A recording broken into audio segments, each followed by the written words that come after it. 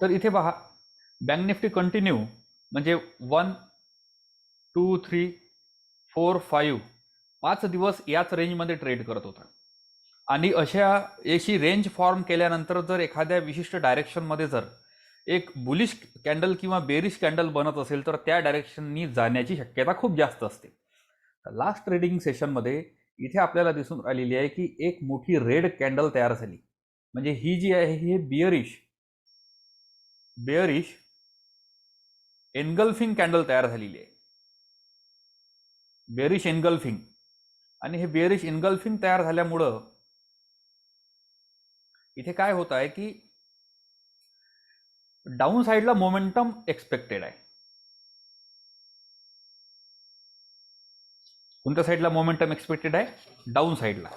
तर इथे आता आपण चुकीचा विचार नाही करायचा. म्हणजे कसा, लॉंग जाण्याचा विचार करायचा नाही, कॉल ऑप्शन बाय करायचा आपण प्लॅन करायचा नाही.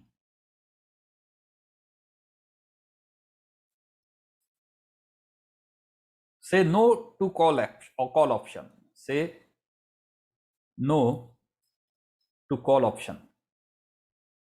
आता आपण कशाचं प्लॅनिंग करायचं? आता आपल्याला पुट ऑप्शनचंच प्लॅनिंग करायचं आहे.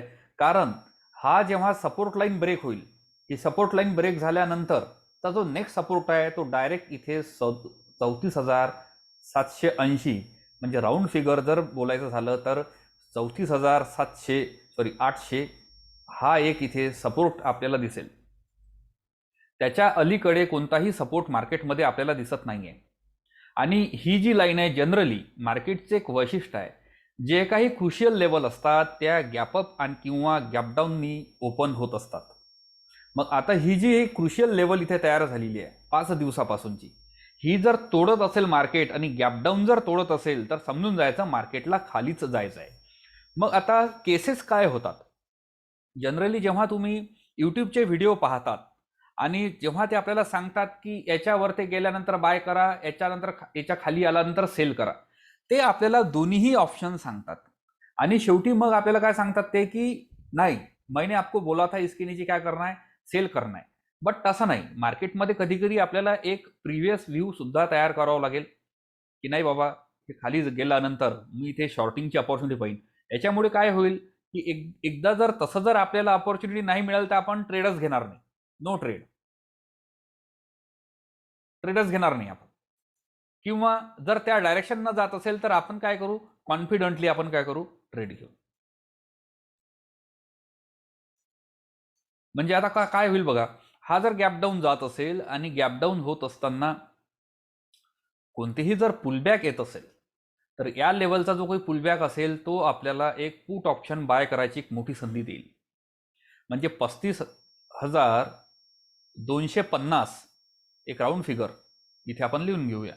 35,250 ही एक अशी क्रुशियल राऊंड फिगर आहे की इथे जर मार्केट जर कोणत्याही प्रकारचा पुलबॅक देत असेल तर त्या पुलबॅकमध्ये कॉल ऑप्शन बाय करून आपण आपला वेळ वाया घालवणार नाही. तर आपण इथे आल्यानंतर, मार्केट या लेवलला प्राइस आल्यानंतर इथे जर कुठली रिजेक्शन कॅन्डल दिसत असेल इथे लोअर टाइम फ्रेममध्ये, तर इथे आपण पुट ऑप्शन बाय करायचा प्लॅनिंग करू. कारण इथे जो रिस्क रिवॉर्ड आहे हा खूप फेवरेबल आहे. म्हणजे जो रिस्क असेल ती हेच लेवल असेल आणि रिवॉर्ड मात्र आपल्याला इथपर्यंत भेटू शकतो. मग या पॉईंट ऑफ व्ह्यू जर आपण विचार केला तर इथे आपण कशाचं प्लॅनिंग करणार आहोत, पुट ऑप्शन बाय करणे. फक्त कसं असते की एक चांगल्या प्रॉपर एंट्री आपली झाली पाहिजे. आता प्रॉपर एंट्रीमध्ये कसं की आता समजा याला आपण काय करू, एक लोअर टाइम फ्रेमवरती याला आपण शिफ्ट करू. म्हणजे एक 15 मिनिटाच्या टाइम फ्रेमवर याला आपण शिफ्ट करू. तर 15 मिनिटामध्ये काय दिसते पहा, इथे एक तुम्हाला ग्रीन लाईन दिसून राहिली आहे, त्याच्याच खाली आपली व्हाईट लाईन आहे. ओके, म्हणजे हा जो झोन आहे हा बरोबर मी जसं आधीच तुम्हाला सांगितलं तो 35,250चा आहे. 35,250. आणि या ज्या लेवल आहेत या लेवल तुम्हाला लिहून ठेवाव्या लागतील. लिहून कुठे ठेवायचं आपण, तर लिहून ठेवत असताना आपली जी नोट आहे, म्हणजे मोबाईलमधलं जे नोटचं एक ॲप असते नोट्स, त्याच्यामध्ये काय करायचं की लिहून ठेवायचं की बाय पुट कोणत्या लेवलला बाय करायचं आहे, तर जेव्हा मार्केट या लेवलला येईल त्याच लेवलला बाय करायचं आहे हे तिथे आपण मेन्शन करून ठेवू. ओके. मग आता इथे काय होईल, मार्केट गॅप डाऊन जाण्याची शक्यता खूप आहे. मग मार्केट जर समजा 35,100 वर ओपन झालं किंवा 35,000 झालं, लगेच त्याला शॉर्ट नाही करणार आपण. ट्रेडिंग एक स्टाईल असते, स्ट्रॅटेजी असते आपली. याला थोडासा पुलबॅक येऊ देऊ आपण आधी. का पुलबॅक येऊ देऊ याला, याच्या मागचं रिझन काय आहे? मग तुम्ही म्हणाला डायरेक्ट शॉर्ट का नाही करणार आपण, तर त्याच्या मागचं एक रिझन आहे, पहा ते आपण आधी समजून घेऊ. कारण मार्केटनी काय केलेलं आहे की कंटिन्यू फॉल दिलेला आहे.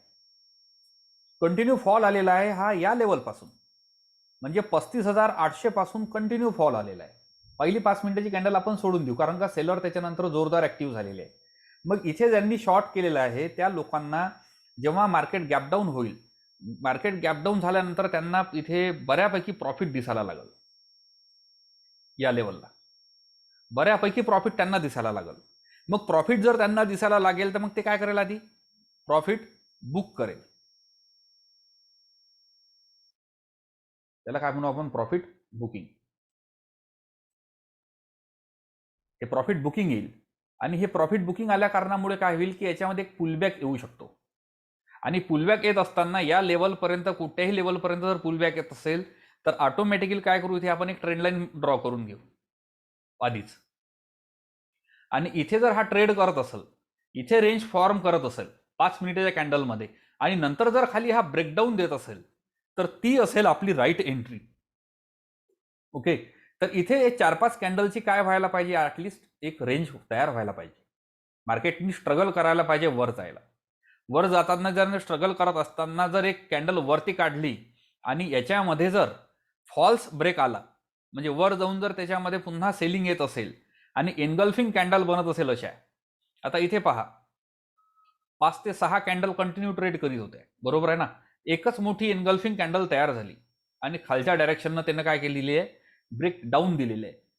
त्याचा इम्पॅक्ट पहा तुम्ही की याच्यावरती जर आपण एसएल ठेवत असू तर याच्यामध्ये फेवरेबल बघा किती आपल्याला रिस्क रिवॉर्ड होतो आहे.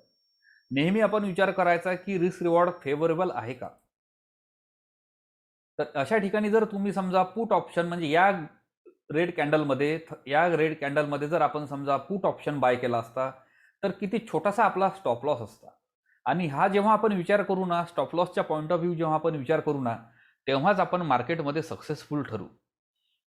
आणि जर त्याला आपण होल्ड करत गेलो तर होल्ड करण्यासाठी पण पेशन्स लागतात.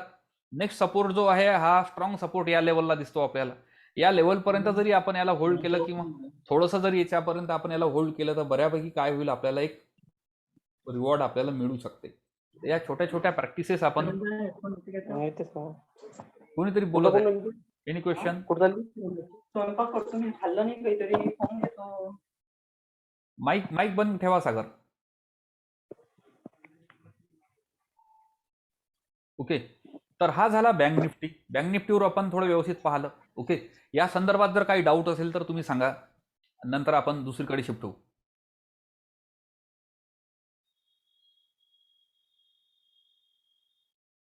तर पुन्हा आता एक काम करूया, डेली टाइम फ्रेम मध्ये शिफ्ट होऊ आणि आता याच्यासोबतच आपण काय करूया, निफ्टीचा चार्ट आधी पाहू की निफ्टी काय करत आहे. आता आपण निफ्टीवर आलो. एक मिनिट, हे आपण फ्युचरचा चार्ट ओपन केलेला आहे. थोड्याशा लेवल आपल्या चुकणार.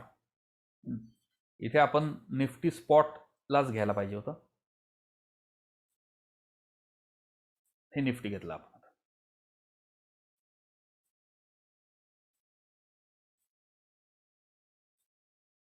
हां, निफ्टीचा चार्ट पहा. आता निफ्टीमध्ये काय दिसून राहिलं आपल्याला, आता हे कोणतं कॅन्डलस्टिक फॉर्मेशन आहे, नाव जरी नाही आला तरी चालते आपल्याला, बट याच्यामागची जी फिलॉसॉफी आहे ती आपली क्लिअर झाली पाहिजे.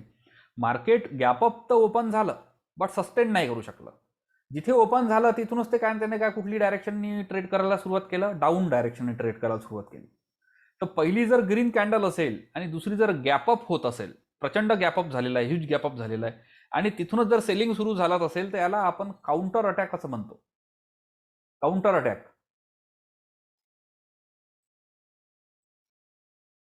तर हा काउंटर अटॅक फॉर्मेशन आपल्याला निफ्टीमध्ये दिसून राहिलेला आहे. तर हे सुद्धा काय आहे, एक बेरिशनेसचं सिम्बॉल आहे.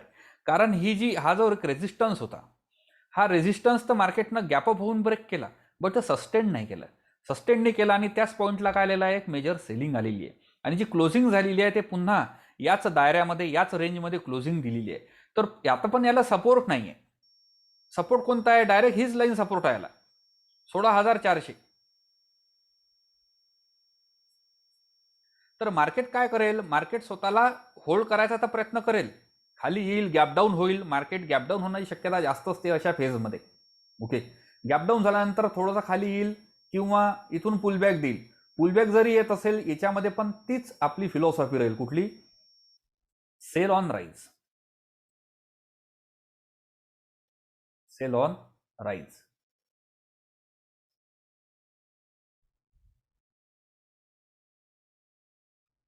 याच्यामध्ये सुद्धा आपल्याला पुट ऑप्शन बाय करायची एक चांगली संधी आहे आणि मेजर नेक्स्ट सपोर्ट जो आहे तो आहे 16,400.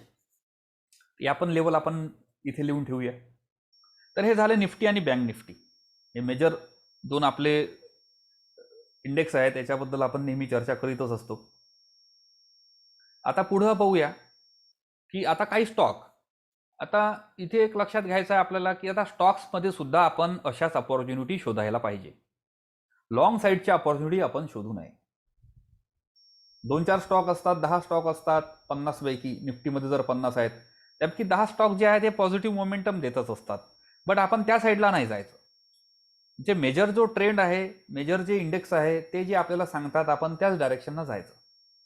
मग याच्यामध्ये बँक निफ्टी समजा तुम्हाला ऑप्शन ट्रेडिंग नाही करायचं आहे तर मग काय करणार आपण की बँक निफ्टीचे जे काही स्टॉक आहेत ते बघायचे की शॉर्टिंग अपॉर्च्युनिटी कुठे बनते. तर आता SBI आपण पाहूया. इथे आपल्याला दिसते की SBIनं सुद्धा काय केलेलं आहे की इथे कंटिन्यू त्यांनी एक रेझिस्टन्स तो घेत होता SBI.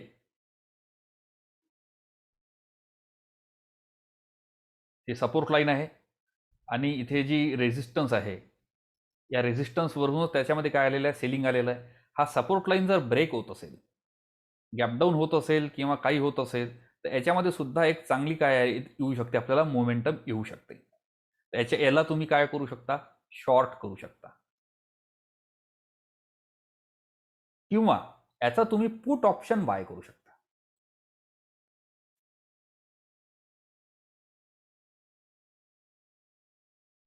आता प्रॉब्लेम काय होतो कधी कधी की पुट ऑप्शनचा किंवा कॉल ऑप्शनचा,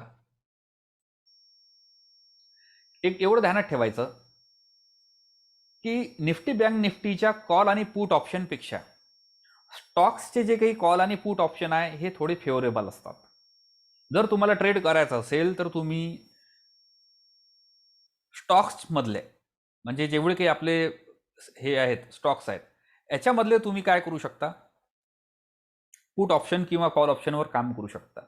तर माझी एक सिंपल स्ट्रॅटेजी मी इथे यूज करतो जनरली. कशी की हा जो पुट ऑप्शन आहे, पुट ऑप्शनचा जर प्रीमियम समजा 10 रुपयाचा जर मी प्रीमियमचा जर पुट ऑप्शन बाय करेल तर मी काय करेल की याच्या अगेन्स्ट 4 ते 5 रुपये प्रीमियमचा 4 ते 5 रुपये प्रीमियमचा मी कॉल ऑप्शन सुद्धा त्याच वेळेला बाय करेल. एकाच वेळी दोन्ही मी बाय करेल. आता याचा बेनिफिट काय होतो की इन केस मी जर चुकलो आणि माझा जर याला 2 रुपयाचा स्टॉप लॉस असेल, समजा 8 रुपये माझा स्टॉप लॉस आहे, तर मला सिस्टममध्ये स्टॉप लॉस लावायची तर गरज नाही आहे. का नाही आहे, कारण यांनी मला काय केलेलं आहे, कव्हर केलेलं आहे कॉल ऑप्शनने. तर ॲटलिस्ट काय होईल की या 2 रुपयामधला ना, मग मार्केट जर वर जायला लागलं तर हा 5 रुपयाचा जो काही कॉल आहे तो 6 रुपये होईल. ओके, ॲटलिस्ट 6 रुपये तरी तो होईल. मग इथे जे काही 2 रुपयाची माझी रिस्क आहे ते ऑटोमॅटिकली काय होईल, कमी होईल आणि ते 1 रुपयापर्यंत. म्हणजे याच्यामुळे काय होईल की माझं जे कॅपिटल आहे ते सेफ राहील. म्हणून मग मी नेहमी जेव्हा ट्रेडिंग करतो तेव्हा माझं कॅपिटल सेफ ठेवण्याच्या मी पॉईंट ऑफ व्ह्यू ट्रेडिंग करतो. कॅपिटल खूप महत्त्वाचं आहे मित्रांनो. आपली जे काही ट्रेडिंग करिअर आहे ते आपल्या कॅपिटलवर डिपेंड करते आणि जर आपण आपल्या कॅपिटलचं जर आपण संरक्षित दिलं तर आपण जे ट्रेडिंग आहे ते आपण खूप दिवसांपर्यंत, खूप वर्षांपर्यंत ट्रेडिंग करू शकू, कारण आपल्याकडे कॅपिटल असेल. आपलं जर कॅपिटल जायला लागलं तर आपला कॉन्फिडन्स पण डाऊन होईल आणि मग स्टॉप लॉस घेण्याची आपली हिंमत होणार नाही. म्हणून मला कधी कधी बेटर वाटते की स्टॉप लॉस घेण्यापेक्षा हेज करणं केव्हाही चांगलं आहे आणि इंट्राडेमध्ये ही जी स्ट्रॅटेजी आहे ही खूप चांगल्या तऱ्हेनं वर्क करते, कारण त्याच्यामध्ये टाईम डिके लागत नाही. 2 तास 3 तास आपल्याला ट्रेड ठेवायचा असतो, शांततेनं बसलं राहायचं. तर अशी स्ट्रॅटेजीचा आपण वापर करू शकतो. याच्यामुळे आपल्या मनातली भीतीसुद्धा कमी होईल आणि आपलं कॅपिटलसुद्धा सेफ राहील. ओके. आणि 2 तास जर तुम्ही ट्रेड होल्ड करत असाल आणि मार्केट म्हणजे 2% जर डाऊनफॉल येत असेल तर तुम्ही याच्यामध्ये ऑटोमॅटिकली काय येणार, प्रॉफिटमध्ये येणार. तर हे आपण ध्यानात ठेवायचं नेहमी. तर हा झाला आपला SBI पहिला. जास्त स्टॉकची गरजच नाही आपल्याला. 2-4 स्टॉक आपल्याला चांगला रिवॉर्ड देऊ शकते. आता कोटक बँक पाहू. ओके. आता कोटक बँकेला शॉर्ट करत असताना थोडंसं आपल्याला विचार करायचा आहे. काय विचार करायचा आहे? कारण याचा जो सपोर्ट आहे ना तो इथे आहे. मग मोमेंटम किती? समजा हा गॅप डाऊन होईल, जोपर्यंत हा सपोर्ट ब्रेक करणार नाही तोपर्यंत याच्यात मोमेंटम आपल्याला भेटणार नाही. आता दोन्ही चार्ट आपण पाहिले. एक पाहिला SBI, दुसरा पाहिला कोटक बँक. SBI जस्ट सपोर्टवर आलेला आहे, गॅप डाऊन न त्याचा तो सपोर्ट ब्रेक करण्याची शक्यता जास्त आहे. बट याच्यामध्ये सपोर्ट ब्रेक करायला काय आहे? वेळ आहे. काय वेळ आहे? कारण याच्यामध्ये इतकी गॅप तयार आहे आणि एवढी जर्नी याला करावं लागेल आधी सपोर्ट ब्रेक करायला. आला का लक्षात तुम्हाला? म्हणजे याला आधी 25 म्हणजे 1 ते 1.5% याला खाली ट्रेड करत यावं लागेल, नंतर हा सपोर्ट ब्रेक होईल. मग इथे काय होते की अशा सपोर्टला ना हा थांबण्याची शक्यता जास्त राहते. मग इथे आपल्याला तेवढा फेवरेबल रिवॉर्ड इथे मिळणार नाही. म्हणून मग हा जो स्टॉक आहे याला आपण साईडला ठेवू. आता दुसरा बघूया आपण HDFC बँक. कारण समजलं का तुम्हाला? कारण समजणं गरजेचं आहे. आता HDFC बँक पहा, जसा SBI आहे तसा HDFC बँक आहे, याच्या ह्या सपोर्टला आहे. आणि जेव्हा असा हा स्टॉक याच्या सपोर्टला ट्रेड करत असेल इथे, तर हा सपोर्ट लगेच ब्रेक होतो. आता गॅपडाऊनच ब्रेक होतो. हा गॅपडाऊन ब्रेक झाला का याच्यामध्ये सेलर ऍक्टिव्ह झाले म्हणून समजा तुम्ही, आणि याला हे खाली ड्रॅग करणार. खाली ड्रॅग करत जाईन तर पहिला जो सपोर्ट आहे तो कमी जास्त या लेवलला येईल, 1350. 1350 पर्यंतचा याचा आपल्याला दुसरा सपोर्ट आपल्याला दिसत नाही. तर इतकी एक जर्नी आपल्याला याच्यामध्ये मिळू शकते. हा स्टॉक पण चांगला आहे ट्रेड करायला. म्हणून मग SBIला आपण काय करू, आपल्या वॉचलिस्टमध्ये ठेवू. HDFC बँकेला वॉचलिस्टमध्ये ठेवू. दुसरा नंतर आपण ॲक्सिस बँक पाहूया. ॲक्सिस बँकही तसाच आहे. ॲक्सिस बँकनं ऑलरेडी सपोर्ट ब्रेक केलेला आहे. दिसतं का तुम्हाला? म्हणजे इथे सर्वात कमजोर जी आहे ती ॲक्सिस बँक आहे. म्हणून कम्पॅरेटिव्ह प्रिपरेशन करणं गरजेची आहे.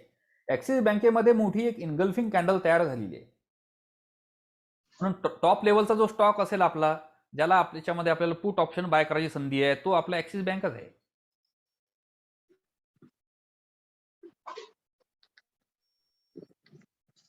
आता इथे तुम्ही जे काही रिस्क घेता त्याला तुम्हाला मॅनेज करता आला पाहिजे.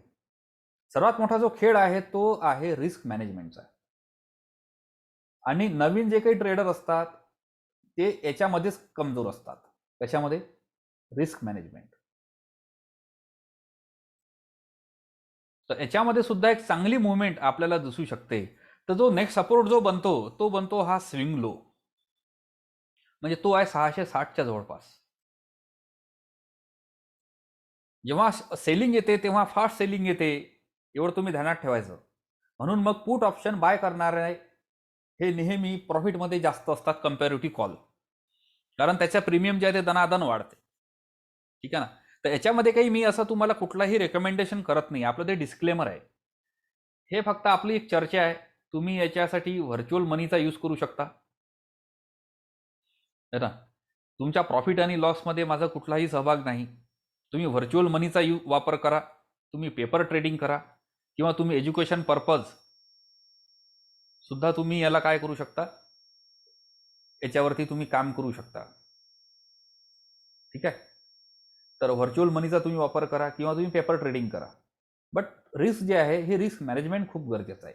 हे रिस्क मॅनेजमेंट जोपर्यंत आपण शिकणार नाही तोपर्यंत आपण या मार्केटमध्ये टिकणार नाही आहे. आणि जनरली आपण भीतो गॅप डाऊन मार्केट होतंय किंवा हे होतंय, अशी जर प्रिपरेशन आपण केली तर आपण ऑलरेडी प्रिपेअर राहू ना गॅप डाऊनसाठी, किंवा नेक्स्ट डेच्या बेरिश ट्रेड करण्यासाठी आपण ऑलरेडी प्रिपेअर राहू. त्याच्यामुळे मनात आपली भीती कोणतीही येणार नाही. मग तुम्ही म्हणाल की मग या लेवलला, आता या लेवलला ही सुद्धा आपल्याला अपॉर्च्युनिटी घेता आली असती, बट समजा ती मिस जरी झाली असेल काही हरकत नाही, कारण हे कन्फर्मेशन झालेलं आहे आपल्याला खालचा ट्रेड घ्यायचा आहे म्हणून. ॲक्सिस बँक जबरदस्त ट्रेड, मला इथे एक स्टॉक दिसून राहिलेला आहे की ज्याला आपण डाऊन साईडला ट्रेड करू शकतो. मग SBI, ॲक्सिस, HDFC सगळे कमजोर दिसून राहिले. गॅप डाऊन गेले की SBI आणि HDFC गॅप डाऊन गेले की त्यांची सपोर्ट ब्रेक होऊन जाणार, जंपच घेणार ते खाली. यांनी ऑलरेडी केलेलं आहे. बस झाले स्टॉक. याच्यापेक्षा अजून किती आपण स्टॉक काढणार आहे? मग जास्ती स्टॉक काढायचे, मग त्याच्यावरती आपण काम नाही करू शकत. ओके. आता नंतर आपण ICICI बँक पाहूया. ICICI बँक सपोर्टवर आहे. हाही गॅप डाऊन होऊ शकते. गॅप डाऊन झाला तर समजून जायचं की यालाही आपल्याला काय करायचं आहे, सेम ट्रेड करायचं आहे. मग आता तुम्ही म्हणाल की आम्ही किती कॅपिटल लावायचं, तर काय करायचं, प्रोबॅबिलिटीच्या नियमानुसार इतकं तुम्ही ध्यानात ठेवा. तुम्ही फक्त एका ट्रेडवर किंवा एका स्टॉकवर तुम्ही डिपेंड राहू शकत नाही. तुम्ही एक मिनिट, फक्त एका स्टॉकवर तुम्ही डिपेंड नाही राहू शकत. तर ही जी डिपेंडन्सी आहे ही आपल्याला कमी करायची आहे. तर मग कसं करणार आपण, तर ॲटलिस्ट आपण 3 ते 4 स्टॉक काढायचे. ते सर्व एका सेक्टरचे काढायचे का उपयोगाचे नाही आहे. तुम्हाला आणखी 2 सेक्टर वेगळे बघावं लागेल की ज्याच्यामध्ये विकनेस आहे, कमजोरी आहे, ज्याच्यामध्ये शार्प सेलिंग आलेलं आहे. त्या स्टॉकमध्ये सुद्धा तुम्ही ही पॉलिसी यूज करू शकता. ओके. तर आता हे 2-3 स्टॉक आपण पाहिले बँकेचे. याच्यामधला आपला ॲक्सिस बँक जो आहे तो टॉपमोस्ट आहे ना. तर याला तुम्ही नोट डाऊन करून ठेवा. आता आपण दुसरा सेक्टर पाहू. हा झाला बँक सेक्टर, म्हणजे दुसऱ्या आपल्या हाताची येईल. मग दुसरा सेक्टर पाहताना शार्प सेलिंग कशामध्ये आली ते आपण पाहूया. तर F&Oच्या स्टॉकमध्ये आपण फिल्टर लावू. तर शार्प सेलिंग जी आलेली आहे सिमेंट इंडस्ट्रीमध्ये सेलिंग आलेली आहे. तर त्याच्यामधला पहिला आपण पाहूया ग्रासिम. आता फरक तुम्हाला लक्षात येईल. हा जो स्विंग पॉईंट होता 1338, तिथेच येऊन ग्रासिमनी काय दिलेली आहे, क्लोजिंग दिलेली आहे. हा जर गॅप डाऊन होत असेल याच्यामध्ये एक पुन्हा सेलिंग अपॉर्च्युनिटी आपल्याला मिळू शकते. तर मग थोडंसं आपण ना लेफ्ट साईडला जाऊन बघायचं आधी, कारण याचे नियर बाय काही आपल्याला दिसत नाही आहे. तर याच्यासाठी आपण विकली चार्टवर जाऊया.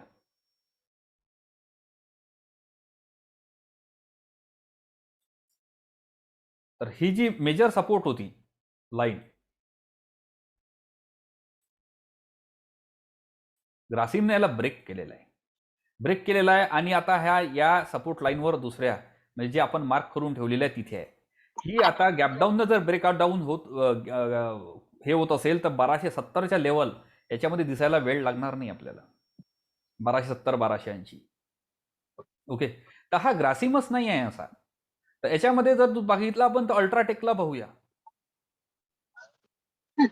अल्ट्राटेक सुद्धा कुठे आहे, सपोर्ट लाईनवर आहे. सपोर्ट लाईनवर आहे. एक मिनिट, माईक बंद करा. कोणाच तरी माईक सुरू आहे ना. अल्ट्राटेक कुठे आहे, सपोर्टवर आहे.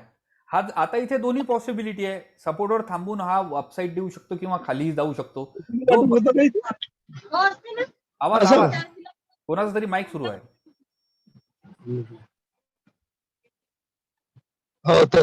माईक बंद करा. आरव्हीबी कोण आहे?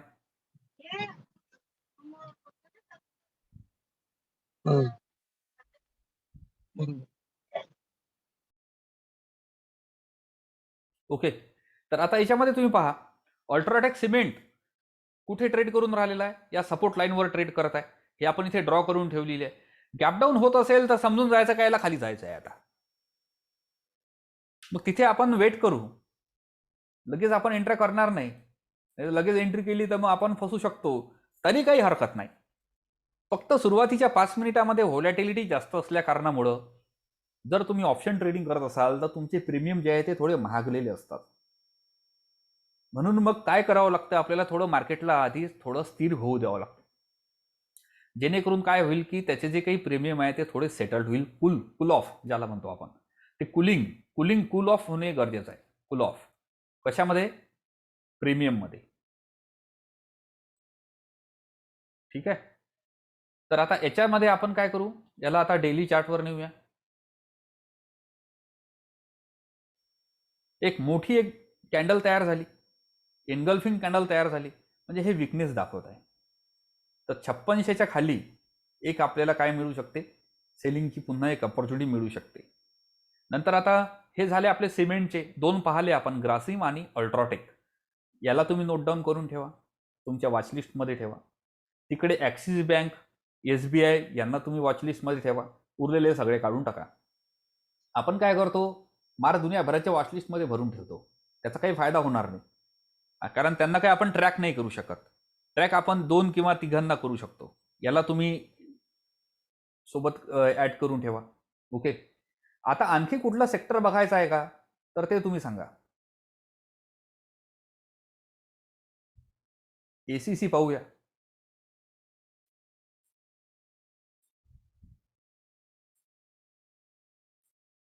सिमेंट तर सगळं वीक आहे.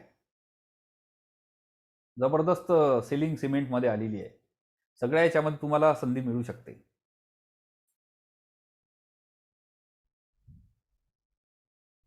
मोटरचं काही सांगू शकत नाही, हा हिरो मोटर आहे. यांचा आपण काही सांगू शकत नाही, कारण हा सपोर्ट कुठेही घेऊ शकतो. ओके.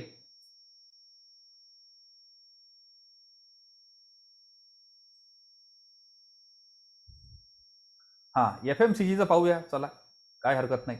हां, तर FMCG मध्ये आपण सर्वात पहिले डिस्कस करूया ITC.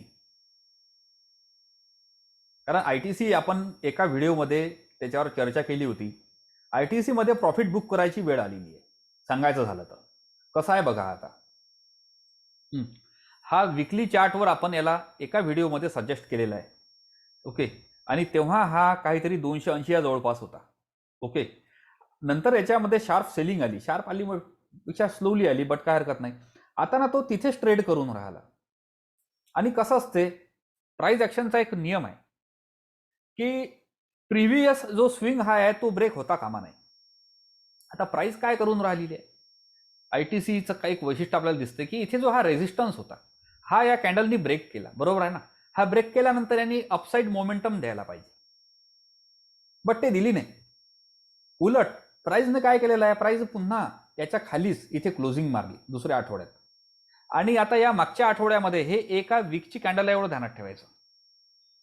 आणि मागचा संपूर्ण आठवडा हा ना या प्राइस, ही जी एक रेझिस्टन्स लाईन होती म्हणजे 273, इथे खूप स्ट्रगल केलं आहे वर जायसाठी. म्हणजे वर जाण्याची यानं प्रयत्न तर खूप केलेला आहे, जाऊ शकला नाही. या केसमध्ये मग इथे आपण एक अशी ट्रेंड लाईन ड्रॉ करू. आता याच्यासाठी आपल्याला डेली चार्टवर शिफ्ट व्हावं लागेल. हे जे आपल्याला विकली चार्टचं, विकली चार्टनुसार हा 273च्या वरती जायला सक्षम नाही. 2 आठवडे तो खालीच ट्रेड करत राहिला. मग याच्यामध्ये आपण काय करू की डेली चार्टवर आता शिफ्ट व्हावं लागेल. डेली चार्टवर शिफ्ट झाल्यानंतर तुमच्या लगेच लक्षात येईल. आता एक ट्रेंड लाईनचा एक उसूल आहे, ट्रेंड लाईनचा एक कॉन्सेप्ट आहे, तो ध्यानात ठेवायचा. तो म्हणजे अँगल ऑफ ट्रेंड लाईन.